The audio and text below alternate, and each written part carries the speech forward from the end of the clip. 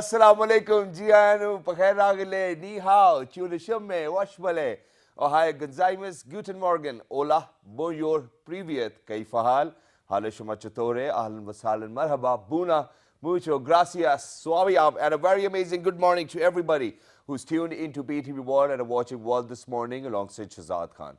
Ladies and gentlemen, I believe and I hope that everybody out there is doing just fine and are perfect and are healthy and wealthy as well.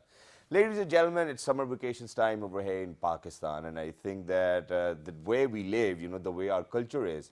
So for one of the elder person in the family, he actually gets to host the rest of the children and their children, and they get together and then they have a lot of fun, which means that every household these days is full of kids, and we really need to be very careful about that, because these days what happens is that just to make our kids more confident, what we do is that we kind of do not tell them what is the right thing to do as well. This debate can go either way as well, but this is one thing which we'll be discussing on the show today in the later half.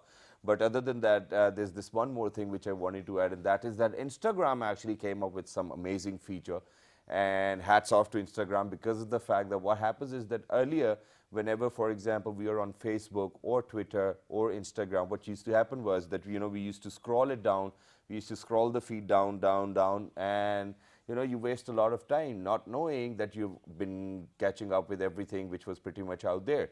So Instagram came up with this feature where if you're actually scrolling down, there'll be a time when they'll say you're 100% caught up with whatever was fresh on your feed. And I think that it saves a lot of time. And yesterday when I saw it, I was very amazed that, Instagram's actually doing it. I think all of the rest of the social media sites actually need to consider this and think about it, I think it's going to be a favor for all of us, because it's going to save us time if they're going to let us know. But other than that, ladies and gentlemen, I'm going to share a very superb story with you guys. So ever since my childhood, I've seen my father loving aeroplanes. And he couldn't actually be a pilot, so I thought that, since I'm his son, I'm actually going to fulfill his dream. I always wanted to join Pakistan Air Force, and I kind of appeared in the exams as well, but I miserably failed. I failed 3 subjects out of 4. My cousin failed all 4 as well, and I couldn't make it to the Pakistan Air Force. And so I always wanted to be a fighter pilot, not the commercial pilot as well. But then later on in my life, I thought that, okay, maybe probably, when I feel like I can get into this business too as well, probably get a private pilot license and be happy with my own self. But so far, I don't think that I've been able to do it. And just imagine that I so badly wanted to be a part of Pakistan Air Force and wanted to be a GD pilot that I actually used to dream about it, and I used to wake up crying knowing that I haven't made it through. So, and I think that, this is the type of passion people carry for flying or for any other thing which they love the most as well. So today we're going to talk about getting a private pilot license or a commercial pilot license, how to get it, what are the prerequisites, how intelligent or smart you need to be. And for that particular reason, we have been joined by an instructor over here.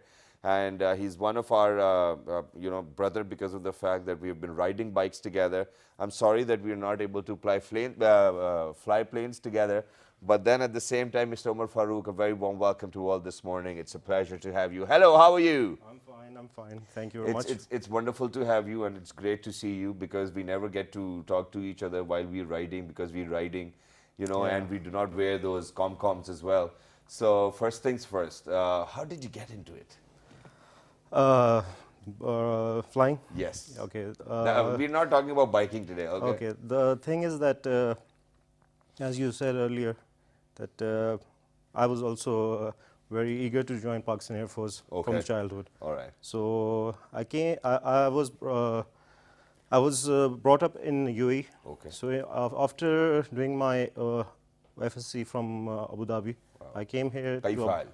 Alhamdulillah. Alhamdulillah. Yeah. So I came in 2000. I came to Pakistan, and I applied for Pakistan Air Force. Wow. What happened with you? I made it to ISSB. Wow. But in ISSB, they rejected me for not being up to the mark in Urdu. In Urdu? Really? That was the most embarrassing moment at that time. Okay, so let me stop you over here. So I'm going to take you back in time while you were actually appearing in the Urdu exam. Yeah. What mistakes did you make?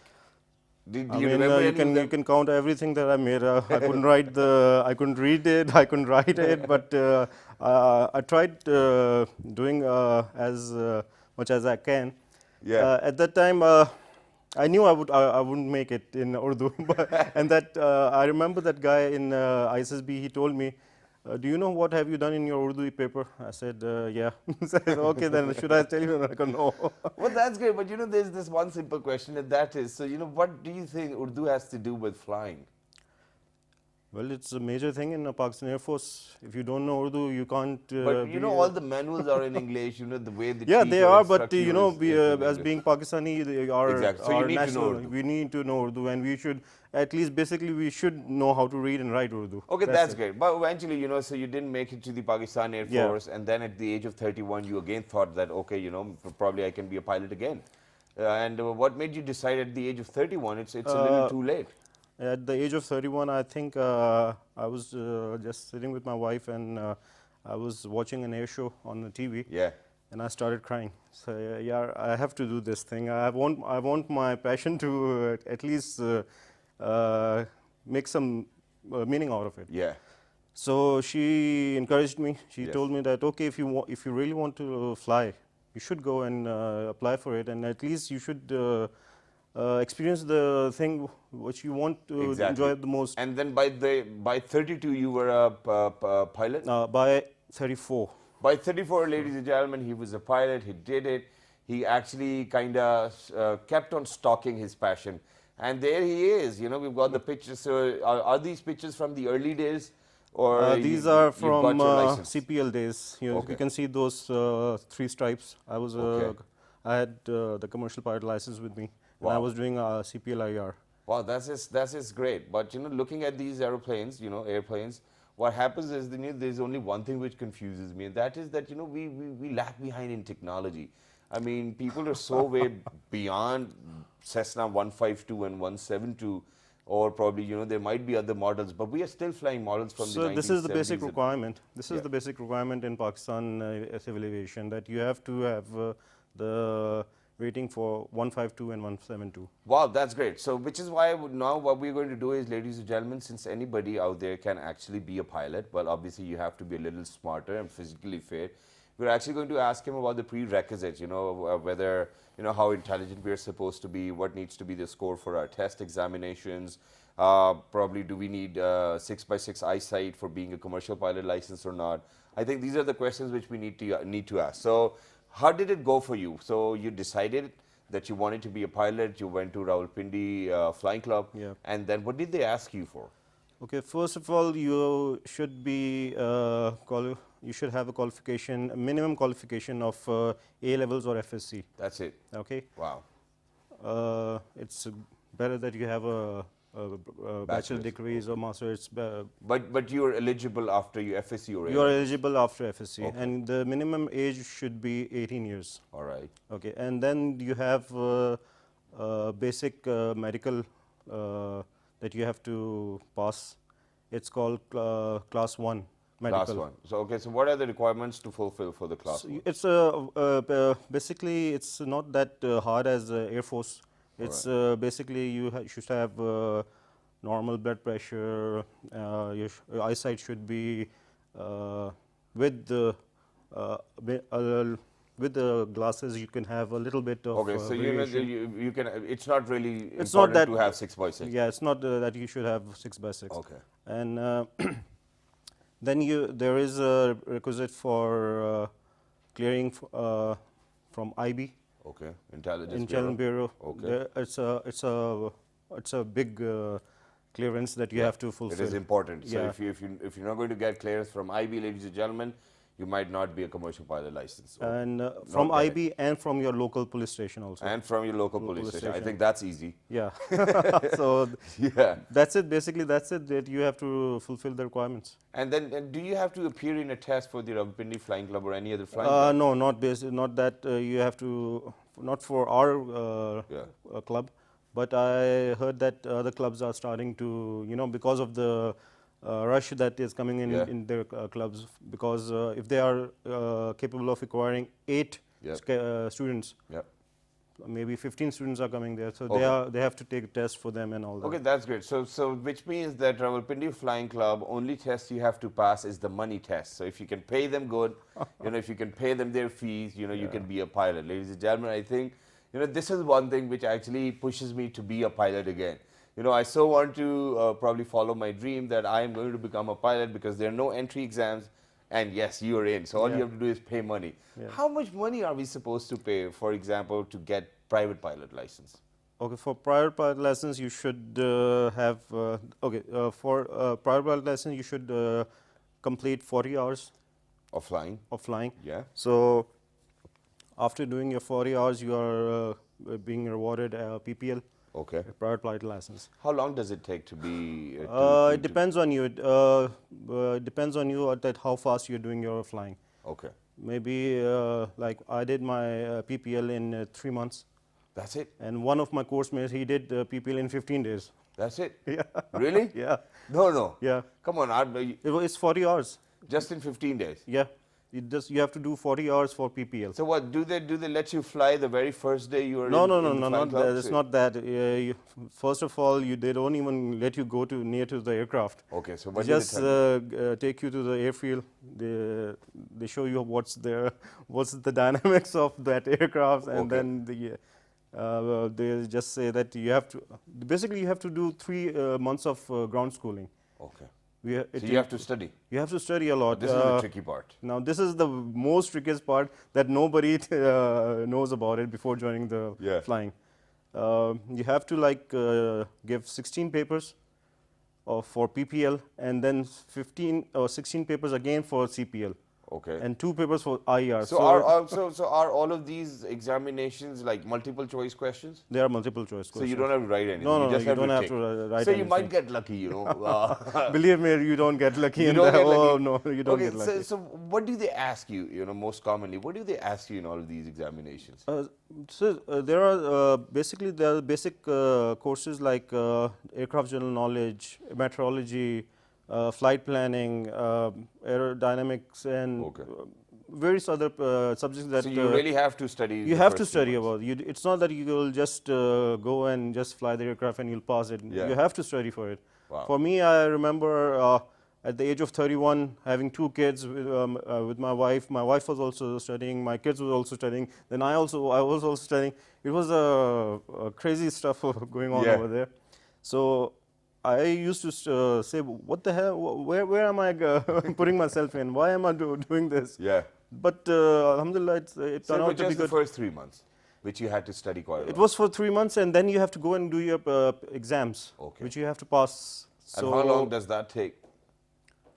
Okay, now it depends so 40 on you. hours. So 40 hours of flying, 3 months of education, and then 16 exams, and then you're going to get a private pilot license. Yeah, you have to pass them all. Okay, so till the private pilot license, how much is it going to charge? I mean, just for the knowledge of people. It basically 2 million, 3 million, 4 million. 2.5 million. 2.5 million. So within the span of 3 months, ladies and gentlemen, if you're willing to spend 2.5 million, you can get a private pilot license. But you always have to keep in mind. So if you're going to get a private pilot license, make sure you have a plane too as well. Because otherwise it's going to be of no use. You once again will have to go back to flying club or probably ask them to give you a plane, or you hire them and then you fly it. So, please make sure if you're getting a private pilot license, you need to own a jet too as well. It is important. So have you actually, after you got your private pilot license, then is it like you can go anywhere and you can fly a plane, or they're actually going to designate you on a plane which will actually carry you After to the getting my private pilot license, I'm eligible to fly the rated aircraft which I've been flying. Okay. In other parts of the world, you can even take the aircraft, you can pay the money, and you can roam around. But in Pakistan, you have to hold your horses. Okay. Then after that, you are doing your CPL, which is for 190 hours. 190 hours. So the 40 you did for private pilot license, will they count? Yeah. Okay, so they're going to count. The total hours are 190 hours. 190, so minus 40 leaves us with 150 more hours.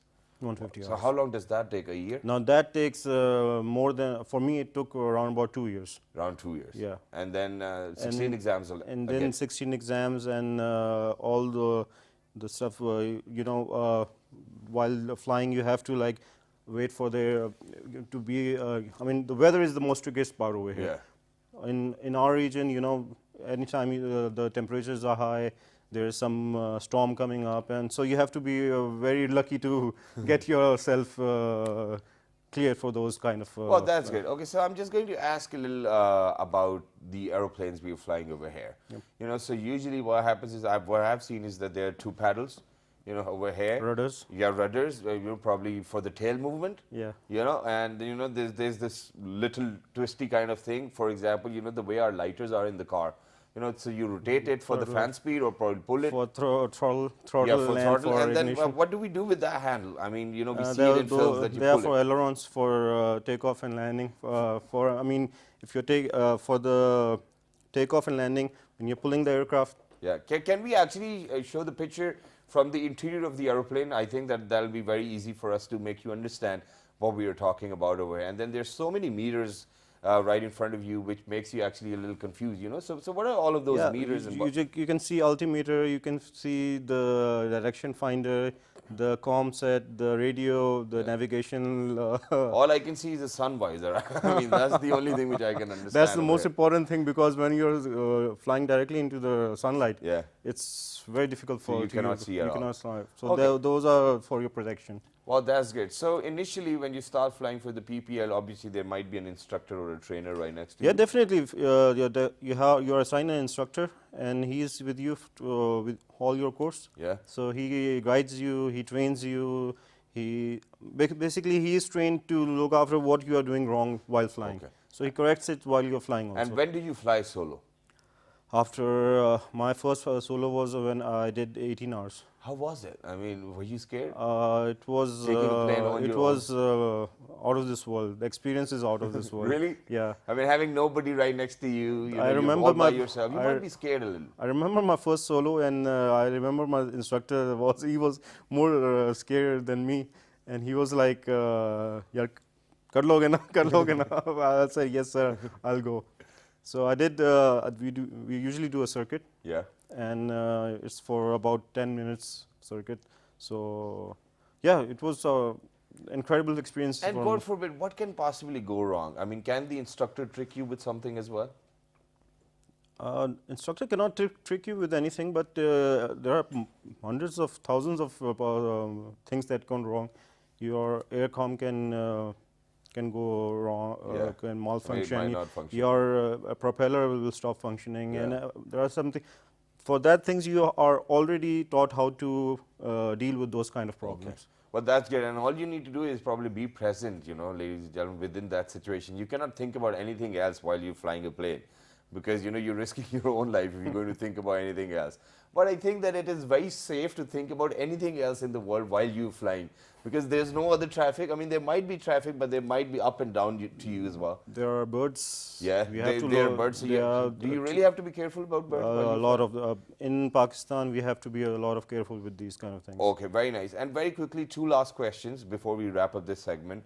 Number one is, so, you know, you got your commercial pilot license and you're still looking for an airline to actually hire you, right? Yep.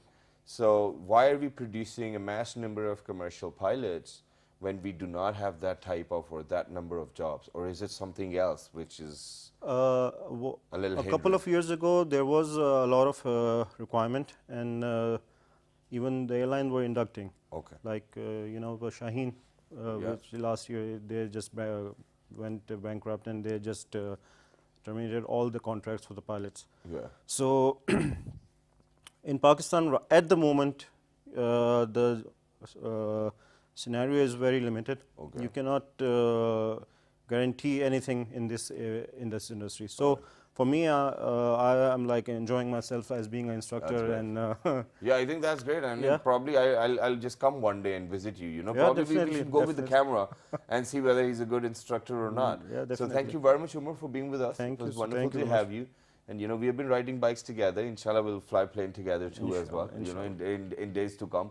But ladies and gentlemen, you know, this was Umar telling you and sharing his own story. I mean, for everybody who actually aspires to be a pilot, you know, we've actually shared with you what to do, what not to do. Rawalpindi Flying Club, there are no entry exams. All you need to do is pay the money and become a pilot. You know, be a man of your dreams, ladies and gentlemen. Thank you very much, Umar, for being with us. It was wonderful to have you. See you on the next ride together as well. And for everybody who's out there, ladies and gentlemen, you don't have to go anywhere, because when you guys will come back, we're going to talk about how to embed moral values into today's children. You know, this is something which is very important. Let's not forget it. Good morning.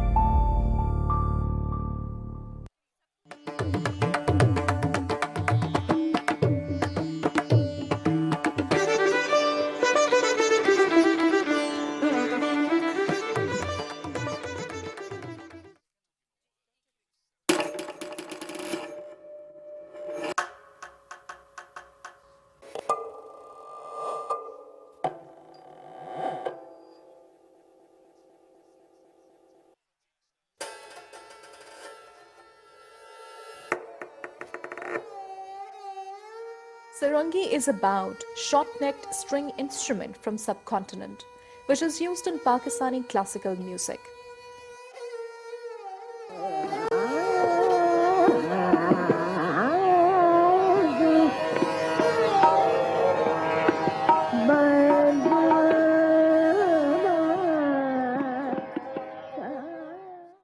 Its flexible tunability and its ability to produce a large play of tonal color and emotional nuance makes it unique.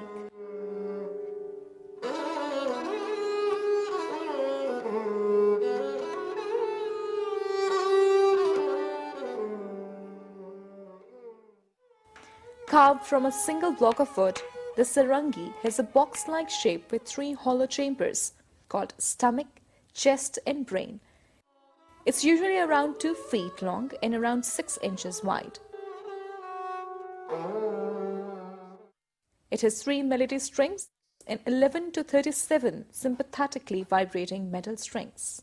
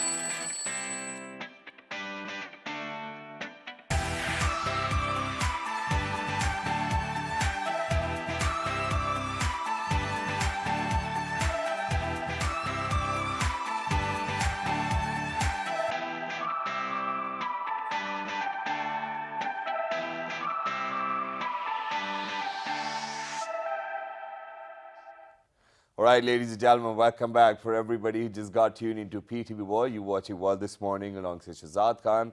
Earlier, ladies and gentlemen, we were in conversation with Mr. Umar Farooq, who happens to be an instructor. He's actually got himself a commercial pilot license and a private pilot license. Obviously, that's a prerequisite as well. Well, I'm not sure. Is it a prerequisite, PPL for CPL? Yeah. Okay, that's a prerequisite. I thought that, you can probably just get CPL too as well. But other than that, ladies and gentlemen, these days, I'm a little confused. And it's because of the fact, alhamdulillah, I'm a father of 2 daughters. And the best part is, so whenever I am in conversation with my wife, as in to, that she shouldn't be doing this, or she should be doing this, we always end up arguing ourselves. And it's all because of the fact that she says that if you're going to snub her right in front of so many people, she's not going to gain confidence. But then at the same time, I have to maintain a balance in between confidence and then being Batamiz, so there needs to be a difference. And we need to educate children, we need to give them all of those values which have been embedded into us by our parents. And I think that the way parents behave, kids adopt a little too as well. And other than that, since it's summer vacation, so the cousins get together. Now there are a couple of kids who are actually of the same age. Two of them are good friends. One of them is not. So what they do is, so if one of the friend is going to leave, so the two of them will have to stay together, and eventually somebody will be pulling the hair, somebody will be punching and whatnot, which doesn't feel nice. Your other sibling, for example, if it's my sister's daughter, she's going to mind it a little that, oh, your daughter is actually hitting my daughter. And we do not, I do not want to get up in an argument or get into an argument with my sister because of the fact that, we're not brought up that way. And then half of the time it is very hard to make your wife understand that, this is not correct, you probably shouldn't be doing that. And, one way or the other, you just cannot say anything to the kid because it's not going to give them confidence. I think that it is not a very right approach. I think that it is not super. I mean, whatever message needs to be out there for all of the kids who are right in front of you. Whoever has done it, I think it's one for all or all for one. That needs to be the rule too as well. But other than that, we've got somebody over here in the studios who's actually going to share how things need to be with kids and how you're going to embed values, how you're going to nurture them with values too as well. She's actually one of a kind because of the fact that she's the first ever person over here in Pakistan who's actually introduced an emotional quotient model at workplace. How does it work? How is it going to work for kids? These are the questions which we'll be posing to her. But yeah, happy summer vacations, ladies and gentlemen. On my right hand side, we've been joined by, we're very lucky, Dr. Faryal Razak. She's an assistant professor at Zabits, Islamabad as well. She's an emotional quotient expert. Hello, assalamu alaikum, how are you? Wa alaikum salam. Thank you very much for joining us. It's wonderful to have you. Thank you for having me So here. you've heard me, we have everybody, young parents like me are actually facing a lot of trouble convincing their wife that the kid shouldn't be doing this, but they don't listen to us. Trust me, it's the other way around as well. Really? Okay. So or from the wife's perspective, yeah. Okay, so what do you think that we need to do in in order to educate our kids, in order to give them confidence and not to snub them? Do you think that snubbing them in front of other people is not right? Actually, you have just come straight to the interventions. Okay. Let's first understand the problems. Okay. Okay. So problem is kids. Okay. Not at all. I think the problem is parents. Okay. Because, they say that be hard on yourself. Yeah. So you don't have to be hard on the kids. Okay. So you have to understand yourself as well first before you go and understand somebody else. All right. So there's something which is missing and which we have never been taught. What is that? What is our first job as a parent? The only job, I must say, as a parent, that we need to love our kids unconditionally. Exactly. And now how to inculcate culture, But this values. happens naturally, no? Yeah, this happens. No. It's just that when we are very angry, we let emotions get over. Oh, yeah. And then we, thrash out. And the children, they model our behavior. Yes. And how do they learn? They learn from environment. They don't know how to communicate. They don't know how to show their emotions. Yeah. So how do they replicate and how do they show emotions? The way they have seen their parents. Okay. They are the most influencer in their life. Okay, that's great. I'm going to come back to that, but I've got a problem. So now I just became a father again as well. So my daughter's now, alhamdulillah, 2 months old. And whenever there's a newborn baby in the family, I'm the one who's very reluctant to hold the baby because of the fact that, when there's no head control, so the head's just going like this, you have to put 2 fingers behind the, I just can't hold the baby, it is very dangerous. So, till the time the baby can hold his own or her own head, I'm not going to hold the baby, no matter what happens. So, I usually used to get into arguments with my wife that you do not hold your baby or what is that? So do you think that there's something wrong with me or probably something wrong with my emotions that I'm just scared? Every person has their emotional blocks. Yeah. And, I hate to say it, admit it, men are, much more better in dexterity than women. Okay. That's why you find finest of the surgeons in men. Yeah. Because they're, the best pilots are men, the best surgeons are men. Chefs. The chefs, the best Yes. chefs are men. So why? Because they have good dexterity. Which makes me think, what a So woman why would be. holding a baby, which is such a delicate stupid thing Yeah. is a test. Yeah. It's just your mental blocks. Okay. It isn't anything to do with the baby or the. It's just that you fear and maybe you love him too much, Yeah. and you think that I may hurt her and I may not be correct. So parenting comes natural. Oh, yeah. You should not be over parenting. Yeah, yeah. This is something which needs to be heard by all the women out there that do. And are you going to agree that mothers usually do that too as well? Actually, I do agree on Yeah. that, because like the fathers in our society has taken up the macho man role, and they don't smile, and they are the bad guys and they're the bad cops, and mother is supposed to be the good cop. Yeah. So when you have already assigned the role, I mean, she has no option but to Yeah. be nice, because fathers do not show their emotions at Yeah, all. exactly. They think that if we show our emotions, we get connected to the kids and they would not listen to us, Yeah. which is not true. Because you have to understand it from the viewpoint of the kids. Exactly, which is why I'm going to bring you to the early years of the childbearing. Yeah. So at what age do you think that the parents actually need to sit together and we need to make a plan that, okay, this is how we're going to rear this child up? Okay, just before when you conceive a baby, and the scientist says that, and the researcher says that whatever the talks are going on, even Yeah. in the in the womb, the things that the baby hear, the sounds they hear, they go to their subconscious mind. Okay. Even after birth. So when is the right time to start parenting? Yeah. Is right before when you, Alhamdulillah, we've got the good news that you're going to be a parent. Okay. So That's too early, isn't it? Yeah, so how do you parent, when the baby is actually in the womb? Actually, parenting is a very tough responsibility. It is. And before we embark on the journey, we need to be, at least aware what's coming up. Yeah.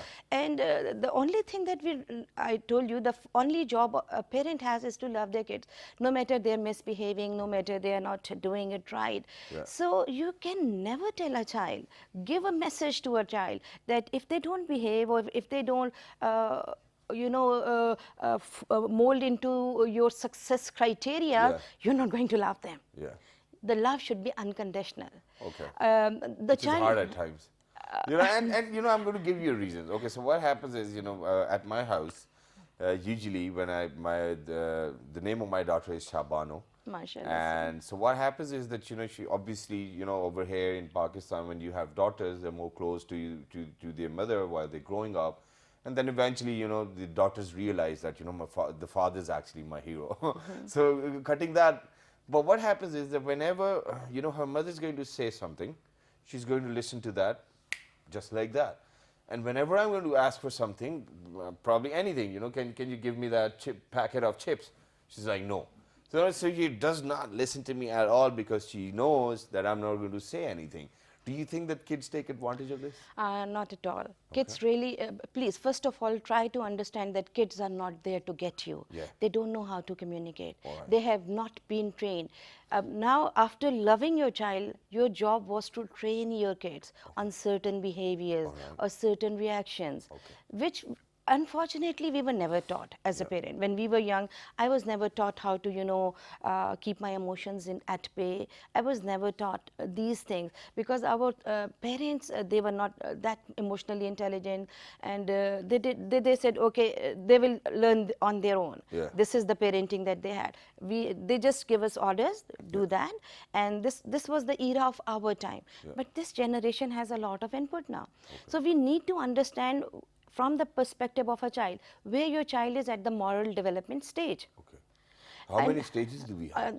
There are like 3 stages by Coles. For moral development. And every stage has 2 more stages as well. Go 2 ahead, more steps. let's talk about this. I never knew that there are moral development stages. Yeah. So moral development starts with, pre-conventional. Pre-conventional states is that when you do things out of fear. Okay. You Do this or I'm going to slap you. Oh Okay, yeah, that's the pre-conventional stage. Pre-conventional, yes. So if your child is, just listen to you by fear of you, that child is at the pre-conventional state. Sadly, most of us don't even reach the third stage. Even as functional adults, we don't reach the third moral development stage. But what's the second stage? Second stage is a conventional stage. Now, at conventional stage, you're supposed to please and see the social fabric of society is functioning. Like, if I be a nice girl, if I score good, my daddy is going to be happy, he's going to buy me things and things Everything's like going that. to be fine. Everything is good. So this is when they're pleasing it. They understand that if we do that, we are going to get some rewards. I think I'm still on that stage. Yeah. I do that with Most my of father-in-law. us. Yeah. You happy? Yeah, I'm happy. Yes. And then the third stage is like a post, conventional stage. And post conventional stage is when you do things from your own moral compass. You challenge the things that are wrong. You take things in your own hands. Just because everybody is doing like that, you have seen your parents doing that, so you have to do certain parenting. Now you challenge what's right has to be done. And this is what I want my kid to do, to make decisions or take decisions on their own, even at such a young age, so that they do not get confused in the later part of their life. Our kids are young, but we must understand that they are complete human being with a complete personality. Exactly. And we just treat them like most of us do not treat them like they belong to us as a property.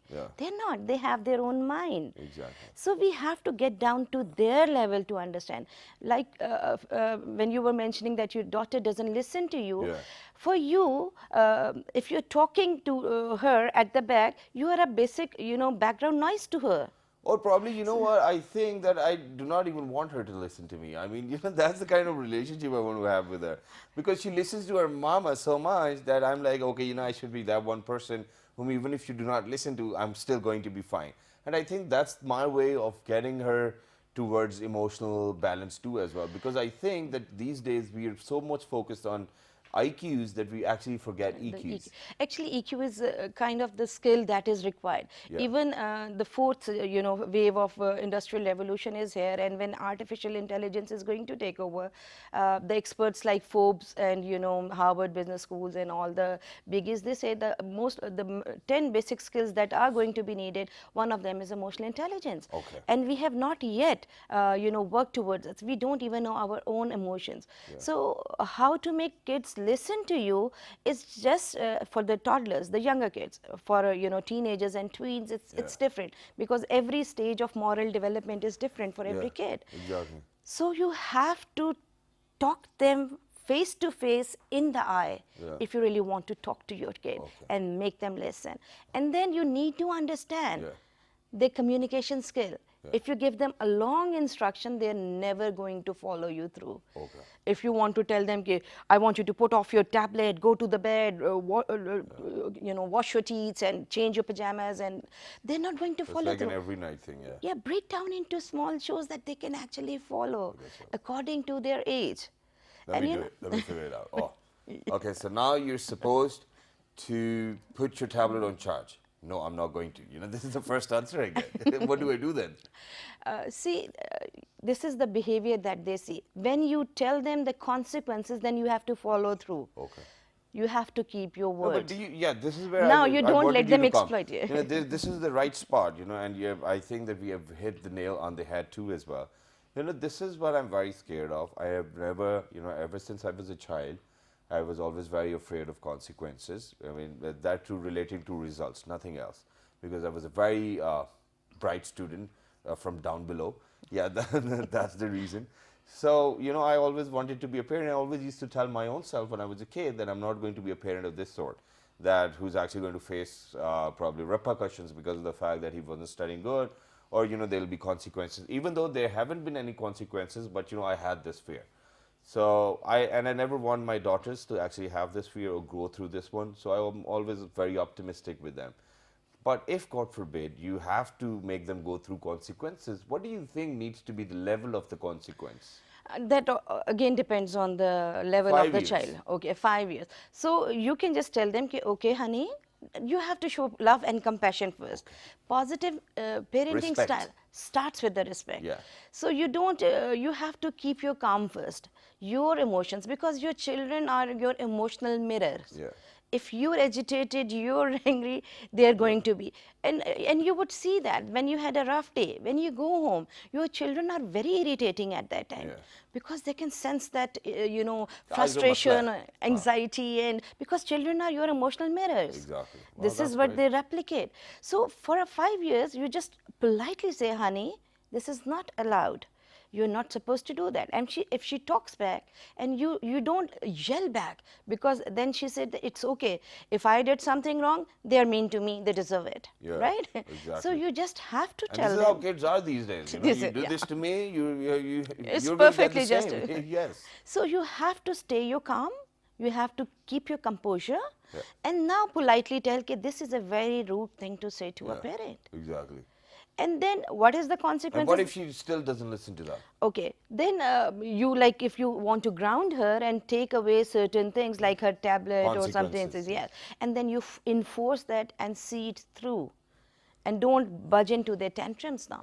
Okay. It is okay if a kid cries for like 10, 15 minutes, it doesn't hurt. I mean, I give it half an hour. Yeah, it's okay. It's okay. I mean, nothing happens to a kid when they're When they cry. crying. So it's okay. For a younger kids, the lungs are expanding. It's good for Exactly. them. Actually, crying is good I for think the that's kids. great. But very quickly, since we're only left with 5 minutes, and you've worked quite a lot on emotional quotient as well, so just wanted to ask you a few questions about that, because on workplace, we have a lot of different issues, and I think emotional quotients being one of them as well. We have people who are not emotionally fine. There are people who are actually going to come up, early in the morning to you, and they'll start crying. I've had my own experiences where there have been people within my own life as well. As soon as I'm at work, they're crying, and then you have to be like, okay, I was just about to get started with my day, and look who's here. So how do you think that one can actually sense that somebody's not emotionally fine, and then give them a shoulder of relaxation, or probably make them feel that I'm there for you? Okay. Emotional intelligence is a trait, and everybody can become emotionally intelligent. And this is the thing that we have never been taught. So empathy. Empathy is like realizing. Empathy has two parts. Yeah. First part is understanding. Okay. And second part is feeling the pain. All right, for the other So person. yeah, Assess. you just understand Yes. why they're doing that, because like we have baggages. We can't expect as a rational human being. Emotions are always there within us. Yeah. And on average, a person goes through like 400 emotional episodes a day. 400? Yeah, Okay, so 400. do we have these many emotions too as well? More than 400? We have about like 36,000 emotions. 36,000 emotions? Oh, well, we are very unaware of quite a lot of emotions over here. Yes, wow. So this is the thing that I think this emotional intelligence knowledge should be a core course. Okay. And this ethics and that's the good. moral development should be a The core ethos. course, because we have not been taught. And when the parents are not emotionally intelligent, how you expect the child? And when they grow up as unemotional, unstable adults also, because they do not know how to pacify their negative emotions. Yeah. So the thing that you say, that you need to understand empathy, and I would quote Dr. Seuss that Yeah. in a world where you could be anything, be kind. Yes, and that is very important. But very quickly, one last thing, which I think is very interesting to ask. I think I might have done it when I was a child, but my daughter just did it recently. And so what happened was that so her mother actually gets very angry if she's wasting, probably shampoo, a soap or anything of that sort. Anything, might it be something which needs to be eaten or whatnot. So what happened was, I was just listening to this conversation taking place, that all of a sudden my daughter started crying, and then her mom went rushing in, and then she asked, why are you crying? And she was like, oh, I finished the shampoo and I know that you're going to yell at me. And then she was like, no, I'm not going to yell at you and whatnot. But I kind of said to her that she did waste a little bit of shampoo, so we might probably talk to her that, it's not a good thing to do. What do you think needs to be done in a situation like this? First of all, control your own emotions. Like your A lot of shampoo's gone. Come on, how can I do that? Yes. Okay, let me tell you, the life of an emotion, because it's a neurochemical reaction in your brain, is just 90 seconds. Okay. So you're good enough to hold yourself for Yeah. 90 seconds. It's Yeah. just 1.5 minutes. All right. So when you're feeling that anger, that rush, and the children, if they have done something wrong, okay, it is not life-threatening. Yeah. The shampoo is gone. It's not life-threatening. Yeah, a little bit of money. But with training, if you show constraint, and what are you teaching the child? If something bad has happened, apologize.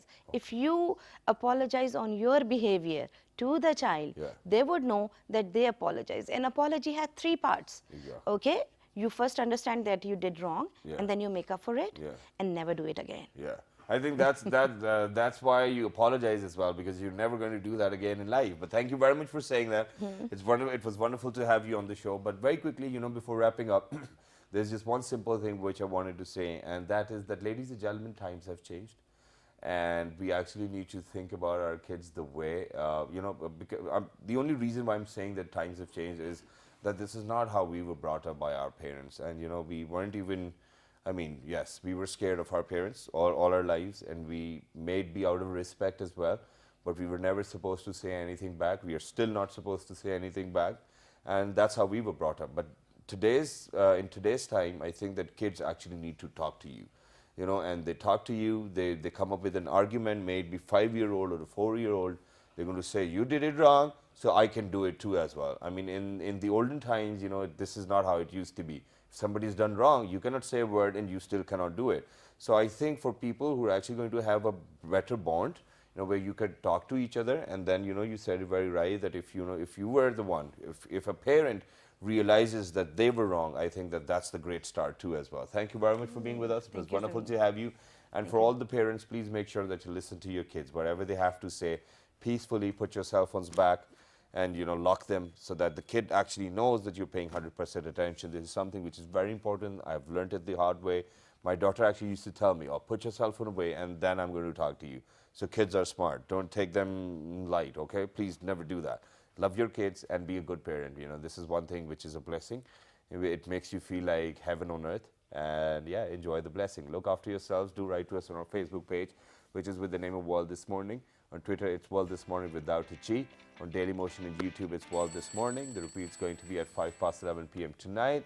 Till the next time, it's going to be a beautiful morning for me today, because one of my friends who actually promised me Eidi is over here in the studios. Going to get some. So look out for yourselves. 1, 2, 3. Good morning.